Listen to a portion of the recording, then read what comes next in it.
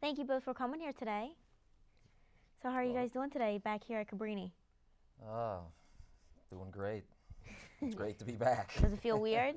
Feels good? Yeah, it feels weird. Good and weird. Yeah. Good and weird? Yes, it does feel a little strange. So what years exactly were you here at Cabrini? You want to go first? I started in September of 72, graduated in May of 73. Okay. Yes, and I came here in January of 71 and left in May of 74. How did you both learn about Cabrini? I learned about it from a woman who worked with my mom. She said that well, she was going here, and her name was Chris Van Vranken, and she mentioned that they had admitted men in the fall. And she said, because she knew I was out of school, and she said, "Why don't you go out for an interview?" So I came out for an interview, and the rest is history. And you, Bob?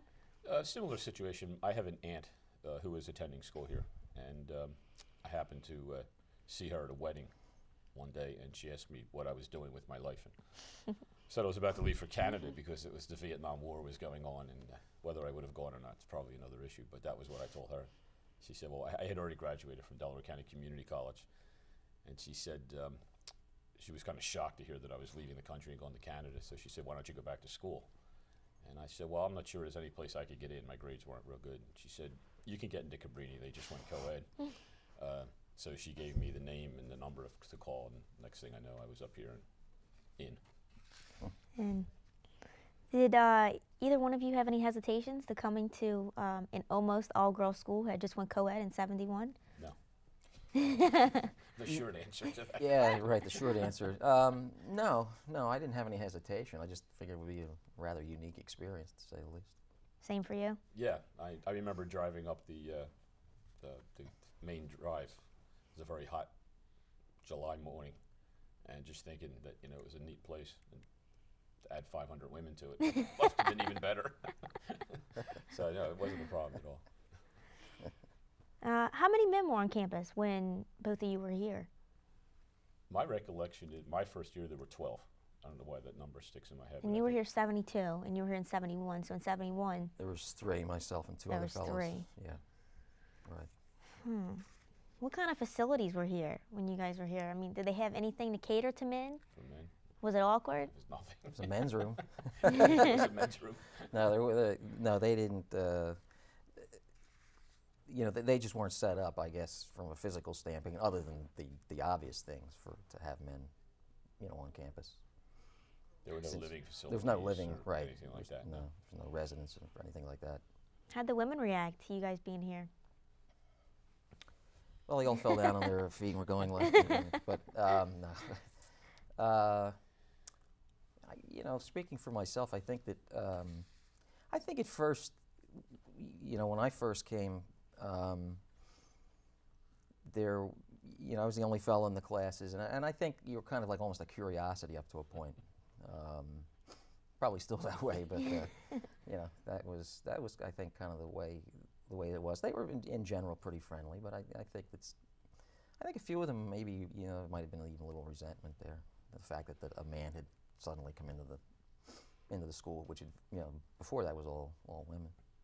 Yeah, I think I definitely agree with Dennis on that. I think there was a group of girls on the campus who I think don't have any problem with it at all, but then there was another group that really had a problem. And compounding it for me was, you got to remember it's 1972, and my hair was like halfway down my back, and my beard was completely untrimmed, and I was a hippie, so to speak, or at least I looked like one. So not only, I think that compounded things a little bit for me, or at least for them. It didn't compound anything for me. Where did you both live when you went to Cabrini? You said there was no housing available for men. Well, my first year here, I lived in actually the home of my aunt and uncle in Marion. And then my senior year, Dennis and I had an apartment together in Wayne. Yeah, I lived. I had an apartment. First semester I was here, I had an apartment over in Germantown section of Philadelphia.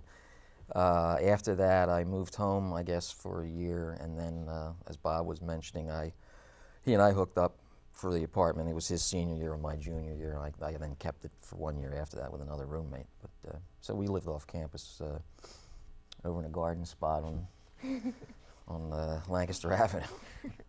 As far as faculty, was there any particular faculty member who had an impact on you? I guess Kathy Daly. Just I don't. What's her married? You got me. Do you know who we mean? Actually, yes, I have heard of her. Okay. I don't remember her married name, but anyway. And Jerry Zorich, I guess, was also another person who had an impact on me. Well, again, Kathy Daly with me, and Dr. Romano had I guess, a positive influence on me, even though I didn't have him for a lot of. I don't think I only had him maybe one or two classes, but he and I seemed to like hit it off. So. What did the campus look like physically? Where were your classes held at? All the classes were in this building. Right. In this building? There were a couple of classes in the basement of the library building. Yeah. But generally, all the classes were in this building. I don't think there were any classes anyplace else. And this was really the main building on campus. Pretty much everything happened here. Yeah. Founders. Founders. Right. It was Sacred Heart at the time. Right. And you Sacred said Heart something Hall. about the gym being downstairs? I think it's Or right where we here? are now. The Really? gym was here. What was downstairs, I guess, is The the cafeteria. cafeteria and that kind of thing. So yeah, it was all just in this one spot. Who were the Cabrini mothers, and how did that name come about? Well, that's obviously a play on words. With Mother Cabrini and being the founder of the order. I guess that came about. We had when Bob and some of the other fellows had come along. I guess we were playing some intramural basketball At Eastern at College. Eastern, what was at the time Eastern College, and so we figured we got to come up with maybe a name or something like that, and I don't know whether we hatched that out of some night over at the apartment or whatever, but we had some shirts made up, and it was just a nickname, I guess, for the intramural team, which was not very good, I might add, but we had fun. Were there So- any men's sports here at all, like starting to happen, or No. just intramural No. different Just things? this intramural team Right. that we played That in you the played. in the Eastern College intramural. They would come Right. over here for And a they'd couple come over games. here for games, and we'd Sometimes go we'd there. go over there. So you guys are the Cabrini mothers, huh? Yeah. Yeah. We lost every game decisively. We played like mothers. Were y'all included in any other extracurricular activities, or just the basketball? Well, I guess you had worked with the paper, Yeah, the literary Um, magazine Literary and the magazine? newspaper. right? Um, In fact, you had done a series of articles on camping, I think, hadn't you? Anyway, yeah, and I don't know. I didn't really write for the paper or anything. I was in the photography club at one point in time, but that was short-lived. Yeah, there weren't, I guess, up to a point, a whole lot of extracurricular activities, at least not that I hooked up into. Yeah. So. Now, as far as different stories, I'm sure you have many stories that you could tell us. You guys have anything, whether it's funny or influential to us? G-rated stories, or just Whatever, we can edit. we can edit. I don't know. Do you have any stories? I mean, as the first one on campus, they have to have some stories there. Yeah, I guess you would have to have some stories there. I used to play music in the gym. Yeah, we One of had one of the other guys had a guitar, electric guitar, and a bass. access to some Dennis instruments, right? And there was a set of drums here. I'm not quite sure exactly why, but I had played around with them previous to coming here. So we used to get together mostly on Thursday Nights, yeah. We would come couple in- cases of beer. It would degenerate from there, We would set the music up on the stage of Yeah. it would be late. It would be like 11, 12 o'clock at Yeah, night. yeah. And we would set the instruments up on the stage and I guess you'd call it play. I don't know. Right. But some of the girls friends of ours would come over. Yeah. They were brave souls, and we would sit around and We handed out cotton for their ears and stuff. But yeah, no, it's funny. You have, I guess as far as being, the first guys and things like that, I guess it was hard to integrate yourself sometimes into some of the activities and things like that. As far as, some of them were maybe just more female-based. But no, in general, I think over time, as the first maybe year or two, it was, it was kind of like everybody's feeling each other out.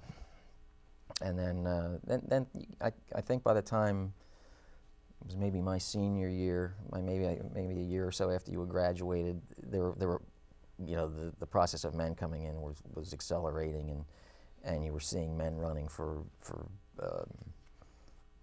like student government offices and things like that, and in some cases winning. So, it did changed a lot even in a short period of time. One last question. You did mention, you said the Vietnam War was going on when you guys were here, and I know we're at, with today's election and things like that these days with the war and all. I mean, how was just the atmosphere? Maybe not necessarily being the first man or whatever, but at that time period, being at Cabrini, how was it to experience, the Vietnam War through those eyes? It's hard. Cabrini was, I thought, pretty, I don't want to say isolated, but it really, my first year here, 71, 72 school year, there was a group of people here. That's when Lou was here, right. One of the other guys on campus, and he had been in Vietnam. And it wasn't, I don't remember, we didn't really talk about it a whole lot. Because I think a lot of the girls here were pretty conservative, and they weren't real politically oriented. Right. There were no protests. I mean, it wasn't like being at Kent State or anything. It's not something we talked about it in class. But it certainly didn't permeate the campus the way you would think it did in many other. Because I know these days, colleges. our campus is so vocal, their political views, and so that's why I was just wondering, as far as back then, how it impacted. Yeah, it wasn't. I wouldn't have called it, certainly from the war standpoint, any sort of an activist hotbed. I think if you were, going to look for something like that, you would have gone to another school or to another situation. And that's not necessarily a knock on the people that were here. Oh no, it was but it was just, that was not on the agenda. Right. Even though the war was in the forefront of a lot of different things, certainly the political campaigns that were run, not through here or whatever, but like the 1972 and things like that. But yeah, it wasn't something that was foremost in people's minds as far as I'm for it, I'm against it, I'm loud about it, I'm not. It was also beginning to wind down by that time. By that time, that was the end. The only thing that really, the election of 1972, when George McGovern ran to get Richard Nixon, I started the McGovern Club, or whatever you want to call it, people from McGovern. And I think there were maybe 4 people in the club. You met in the phone booth out in the... But it wasn't, some of the girls talked about it, but it wasn't, like, Dennis said, it wasn't exactly a hotbed of activity. Right. Well, that's all the questions I have for you, but I mean, is there anything else that you'd like to share with us at all? Well, I think that, again, maybe, Bob feels somewhat the same way. I think that, coming here was to me a great experience on a couple different levels. First of all, it provided me with a good education. I made a lot of friends and did a lot of different things that I probably wouldn't have done maybe at a larger school or a different school or whatever. And it was really, and it was a time, socially and whatever, where things weren't, I don't know how to put this, quite as regimented as they might be today.